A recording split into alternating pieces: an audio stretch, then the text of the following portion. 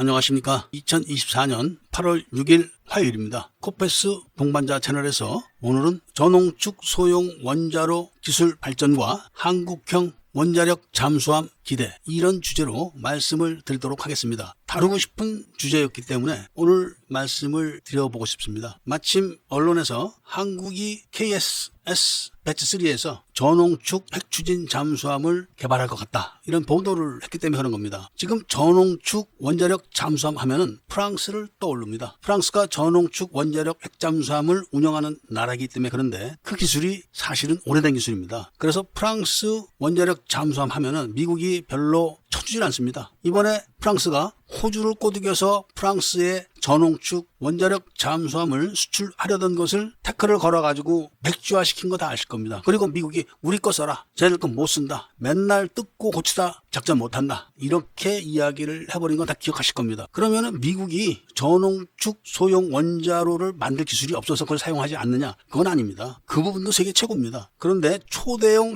잠수함을 바닷속에서 수십 년간 연료 교체를 하지 않고 사용하려면은 고농축 우라늄을 사용하는 원자력 잠수함이 더 좋기 때문에 그런 겁니다. 그러면서도 전 세계가 만들 수 없는 마이크로 원자로를 개발했습니다. 그러니까 우리나라가 말하는 소형, 미니, 초미니 이런 게 아니라 마이크로라는 용어를 쓰는 원자로를 개발한 겁니다. 이게 40피트 컨테이너 안에 넣고 다닐 수가 있는데 이거를 만든 목적이 있습니다. 앞으로 미래 전쟁은 전기 전쟁입니다. 우리나라도 얼마 전에 20kW짜리 레이저를 전력화한다 이런 이야기를 했지만 미국은 300메가급 이상의 지금 레이저를 다 개발해 놓고 있는데 엄청난 전기가 들어갑니다. 그리고 앞으로의 해군 함정들은 전부 다 전기 통합 추진 시스템을 장착하게 됩니다. 마치 잠수함처럼 소리나지 않는 그런 해군 함정들이 등장을 하게 되는 겁니다. 지금 그런 등장이 시작된 겁니다. 우리나라도 그렇게 가야 합니다. 가고 있습니다. 그런데 그렇게 하려면 바로 발전기가 엄청나게 좋아야 되고 전기를 일으킬 수 있는 기관이 굉장히 좋아야 됩니다. 그게 결국은 원자로입니다. 원자로. 육군도 앞으로 많은 전기를 사용하는 전쟁을 해야 됩니다. 그래서 미국은 상당히 오랜 기간 소형, 미니, 초미니, 마이크로 이런 식으로 지금 발전을 시키면서 기술을 축적하고 있는 겁니다. 이거는 지금 우리나라 사람들이 말하는 소형 원자로 이런 개념이 아닙니다. 그런데 지금 세계의 원자력 발전소에 핵연료를 공급하는 나라는 러시아입니다. 러시아가 40% 이상을 잡고 있습니다. 미국은 10%밖에 안 됩니다. 미국이 기술이 없어서 그러는 게 아니라 원자력 발전소의 핵 원료, 이게 방사능 위험이 높기 때문에 미국은 그런 걸 자제하고 있는 거죠. 그러나 러시아와 중국은 이 부분을 자신들이 주도하려고 노력을 하지만 어렵게 구성이 되어 있기 때문에 힘들 겁니다. 그런데 앞으로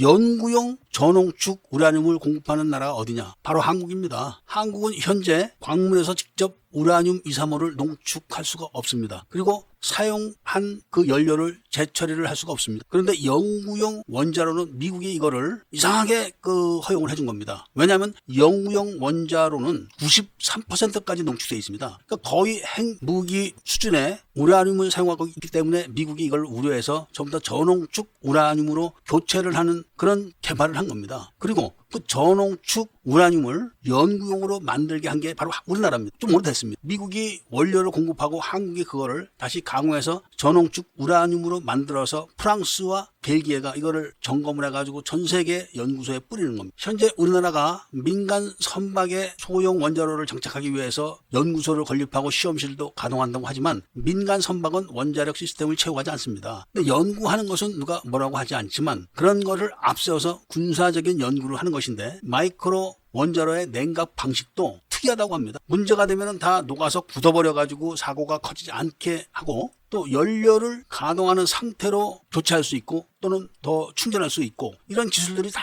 지금 발전돼 가고 있기 때문에 앞으로 4,000톤급 정도의 작은 원자력 잠수함의 운영을 하는 데는 큰 어려움이 없는 정도라고 하지만 미국은 이 시스템을 소형 핵 잠수함을 만들거나 이런 데 시간을 투자하거나 자본을 투자하지 않습니다. 그렇기 때문에 우리나라가 이 기술을 새로 개발하고 프랑스의 전홍축 소형 원자로 기술을 뛰어넘는 그런 신형 소형 원자로를 만들어내야 되는 겁니다. 그러면은 4,000톤, 5,000톤 이런 정도의 잠수함을 만들 수 있는 겁니다. 앞으로도 시간이 나는 대로 이 방면의 내용을 더 추가적으로 설명드릴 것을 약속드리면서 오늘 이야기를 마치고자 합니다. 애국 시민분들과 밀매분들께서는 구독을 꼭 해주시고 좋아요와 알림 설정을 부탁드리면서 이야기를 들어주신 데 대해서 감사드립니다.